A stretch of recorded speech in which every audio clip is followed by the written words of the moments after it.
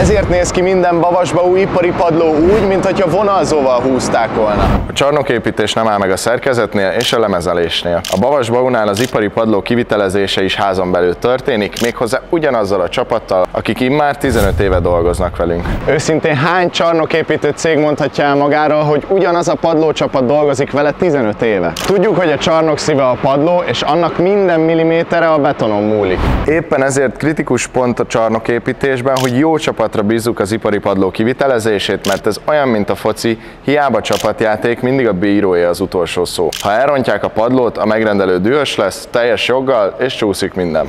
Sokan alvállalkozókra bízzák, akik nem mindig dolgoznak megfelelő minőségben. Mi a legmodernebb technológiákat használjuk, mint például a lézeres lehúzórendszer, amely milliméter pontosan biztosítja a tökéletesen sík felületet.